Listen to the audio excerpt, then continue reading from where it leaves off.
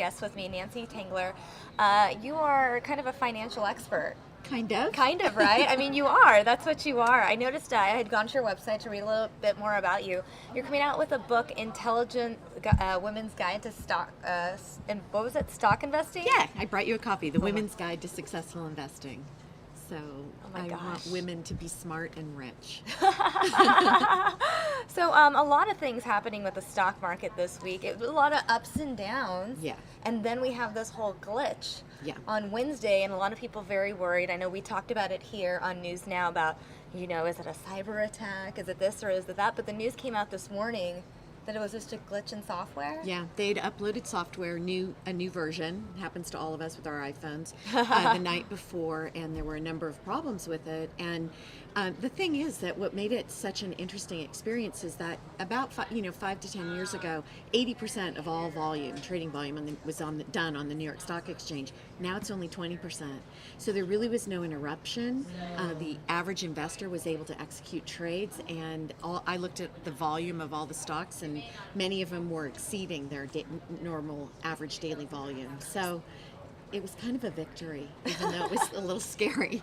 So you would say that, all of the hype was really on the media's part rather than the actual things that were happening. Absolutely. I mean, of course, it's a little bit, upsetting when something like this happens. We had the United Airlines glitch at the same time, and then the Wall Street Journal page. But I do think the media tends to focus on the media and things that affect them.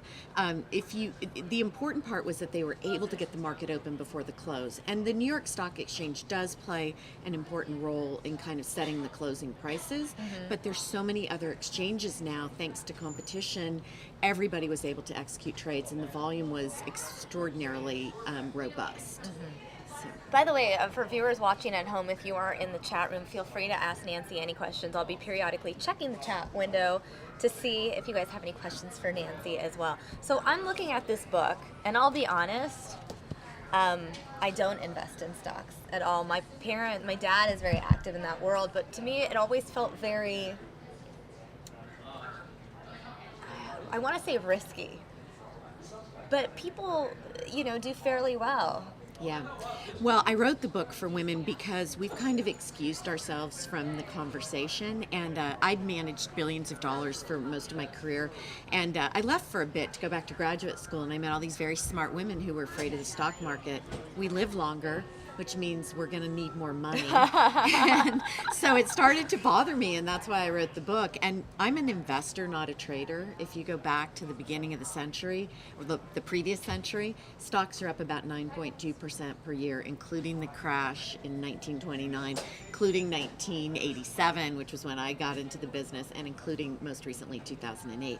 Big downdrafts, still the market's averaged about 9.2% per year. So we really need to be invested. And invested means buying great companies and holding them for the long term. So let's say there's a viewer out there that's intrigued by some of what you're saying, wants to kind of get into it for the first time. What advice do you have for them? Well, what I wrote about in my book, I write a column for the Arizona Republic, so it comes out every Wednesday, and I talk about the kind of companies that we want to own for a lifetime and the way to identify those companies. Last week I talked about how to understand management. What's a good management team? What does a good board look like? And that data is so easily accessible. When I got into the business in the late 80s, you had to pay millions of dollars a year to find out all the data on stocks. Now you can go to Yahoo Finance. So, which is it's free. Whatever you pay monthly for your internet access, right? Exactly. So there's things we use, and women are great shoppers. The research that I cite in here shows that women make better investors than men. It's empirically proven, and anecdotally, our brains are wired better to multitask. I probably didn't need a study to know that. But so we're really good at making, doing the research and making the buy decision. And because we're somewhat risk averse, we perform better than men in every study. Wow. See, I know. I've told this story here on News Now a few times, but my mom owned Apple stock, but sold it in the late 90s, early 2000s. that wasn't a good decision. Right. Right? I mean, I don't know. Giulio, investing was impossible when I was living paycheck to paycheck, but now I have a pretty broad portfolio. Eduardo Benitez, random walk theory is the theory that the stock market cannot be predicted correctly. By the time you buy stock, changes in the firm have already affected the price of stock. For example, reveals new technology, the Apple stock has already been affected by it. What's your take on what they're saying? Okay, so first of all, I'm sorry, who was the first comment from? Giulio. Oh, that's adorable. Time makes a big difference. So if you accumulate slowly, and I cite a bunch of numbers in the book, but it's just common sense. Even if you save $50 a month, in 10 years you have a significant amount of money. And if you invest that, then it's even more powerful. So I would advise everyone to save whatever you can. I'm the kind of person that I'm kind of all or nothing. And so I've had to teach myself to save first, to pay myself first, basically, and then to pay for everything else. Otherwise, I wouldn't really bother to save. So you actually make a conscious effort when you get, let's say you have for those of you at home, you get your weekly or, monthly paycheck. Right. And you make a choice to look at it and take out what you're going to save first. Yes. Before I pay the mortgage. Yeah, I do. Because otherwise I would just sort of fritter it away. I had someone come up to me recently and he said, my wife and I used to live on $100,000 a year, and we started to save money because we weren't saving anything, and they've saved so much she's been able to go part-time. And in 1 year they saved $35,000. Wow. Yeah. So it's accessible to all of us. It's just a question of how much. And then regarding Eduardo's comments, the companies that I buy, and I'm very conscious about this, are companies that if they didn't develop the right technology, they can buy it. So somebody like Oracle that got really slammed in the market for not being in cloud computing, they just bought up all the competitors, and that's what a great balance sheet does. So Apple has more money on their balance sheet than most first world countries, let alone third world countries. And so I have no worries that if they don't develop the technology, they'll figure out who did, and they'll be able to buy them or buy the technology. So it's really just about being strategic when it comes to what you're going to buy. Yeah, I just buy big companies that pay a dividend because the dividends grow. And because those are in every study, in every geography, in every size of company, those are the ones that have generated excess return over every time period. And you say excess return over any time period. Is it more of a steady return? Yes, versus definitely. like Yeah, because so if you think about it this way, the dividend is responsible from anywhere between 50 to 70% of stock market return. So I want to own those companies, and I want to own the ones that have a desire and a drive and a culture to increase their dividends, because that's what shareholders are buying. It's a portion of earnings, and the dividend is a portion of earnings. So if you think about it that way, then it takes the gambling riskiness part out of it, because you're actually buying into a business, and the way that's manifested is through the company's earnings, and I want my portion of the company's earnings back, and that's what the dividend does. So there may be some viewers out there that might not know how the stock market works at all. Can you just briefly explain the whole system? Sure. So on a day-to-day basis, I would say it seems irrational. And sometimes, it goes up when we have bad news, and it goes down when we have good news. The market is always looking forward based on expectations, but we really don't care about the daily moves in the market. We care about the long-term strategic total return. So let's take a really boring company like Johnson & Johnson. If I buy Johnson & Johnson, I'm buying a portion of their business, which is Band-Aids and some pharmaceuticals and baby oil and baby shampoo, which I love the smell of. If you've ever had a baby, you will always love the smell of baby shampoo. And so they have a very stable, boring business. It grows at about 5 to 7% per year. And then they pay a dividend, and the yield is about 3%. So if I add all that together over the long term, I can expect Johnson & Johnson to yield or produce a return of about 8 to 9% per year. So it's not very exciting. It's not Apple. It's not Netflix. It's not Chipotle. So you're saying $100 are in. Now it turns into $108. Yeah.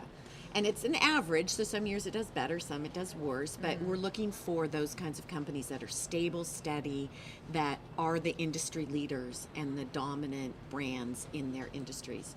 I still think Apple's an attractive stock. What about something like Facebook? Facebook's really interesting. It's very expensive on all the metrics that I look at. They don't pay a dividend, but but I do think Facebook is a very interesting stock to own for the next 10 years. So. See, I wish they gave original users some stock, because I've been on Facebook since 2004, like right a couple months after it opened, and so I'm just, all I can tell people is like I was one of Facebook's like first users, not I was one of Facebook's early investors. Shareholders. But see, that's kind of what I'm talking about. Women, and if you're a trend identifier, I'm sort of a trend follower, like I come to the party late. But if you're a trend identifier, then you should be looking at what you're buying. I always ask my kids, what are you doing? What's interesting? And they're like what people are talking about on the internet. And then those have been great investments. Is Uber public? No, it's not. See, that's what I'm thinking. That has to be. Don't steal my idea, guys. A couple of people asking questions. Eduardo wants to know, do you buy common stock or preferred stock, and why? Oh, I buy common stock. Preferreds are too complicated because you've got the bond market influence, and so I just buy what I know, and that's why I know I'm going to miss good ideas. Like I would probably miss Uber. But then you call me and you're like, oh, what's cool right now? Like, yeah, exactly. But so I stick with what I know, and I see someone's asking about Amazon. I was going to ask someone in the audience to explain Amazon to me. It's a company that I use but has never really generated earnings 20 years later. Really? And well, because they keep reinvesting in the business. But at some point, I think that the market is going to hold them accountable. And it seems like it's starting to happen now, where investors are expecting the company to generate earnings now, finally. So we'll see. But buy Amazon right now? I don't, it's just not one I get. And so what I've learned, I give a bunch of examples in the book about mistakes I've made. And it's always been when I bought things I didn't understand, or I took a tip from somebody. So now I just stick with what I know, and I generate very reasonable returns every year in my portfolio. So you got into this in the 80s? I did. What was, I guess, the turning point that made you want to enter the world of the stock market? I think I was always really competitive, and we didn't really have interesting girls' sports. It was like field hockey. And so after getting whacked in the shin a couple of times, I thought, that's not for me. So I started in finance, and then I loved the daily report card, and I also loved being kind of a lifelong learner, which is what you are when you're an investor. So that was what worked for me. But Gio Leo, I love Johnson & Johnson's, but No More Tears was a lie. That stuff burned my eyes when I was younger. And same with the Band-Aids. Yeah, they hurt too. Eduardo, big pharma stocks are always good, but sadly they can be corrupted. Not all, but some of them. I researched this as my final in college. Eduardo adding Procter & Gamble, Johnson & Johnson are big pharma producers. Yes, they are. He's absolutely right. They have big segments of their business, which makes them a little more complicated. I actually have covered the pharmaceutical industry as a professional analyst for the last 30 years, and biotech. And I'm not sure. I'm not sure I would say they're corruptible, but there's certainly a lot of opportunity for research and legislative issues to kind of conflict. So we've had a lot of major drugs pulled off the market, and so it does beg the question that Eduardo's asking, which is, were their studies ethical and correct? And I don't know that we'll ever know the answer to that, but I'd rather solve our healthcare problems with pharmaceuticals than putting people in the hospital every time they're sick. So it has been a great economic boost for us to support pharmas. Over the years, covering the stock market, finance, what do you think are the actions that trigger a big increase or decrease in the value of a company? Bad management. So Johnson & Johnson here again is a great example. You're too young to remember this, but in the very old days, we used to get a bottle of aspirin or Tylenol. In their case, you would open it and there was no protective packaging. No cotton? Right, nothing, and no seal. And so somebody poisoned a number of bottles and people got sick and died. And so Johnson & Johnson jumped in, did the right thing, held themselves accountable, fixed the packaging process, and regained investor confidence. It's those kinds of things. It's the unforeseen actions. Just a few years ago, Apple was no one's favorite. It had been everyone's favorite, and then it went from $700 a share down to $350 or so. And nothing really changed at the company level except people were worried about demand and so forth. So it's those kinds of turning point issues. And then what you have to ask yourself is, can this management team fix it? Are they smart enough? Do they have enough cash on their balance sheet? And I determined yes and bought it and feel pretty good about it now. But every company goes through those cycles. And Johnson & Johnson had another one recently, which was hip replacement problems. So it's product problems, it's missing the latest technology. Oracle stumbled when they didn't lead in in cloud business. Right.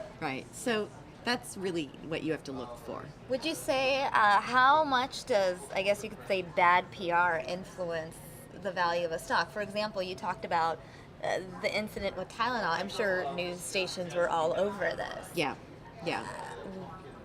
Do people tend to just sell their stocks right away when bad news surrounds a company they're invested in? Yeah, Wall Street does. So in the 80s, well, really in the 90s, it was Philip Morris and all the lawsuits over tobacco, and finally somebody won one of those lawsuits, and the stock price just looked like a roller coaster.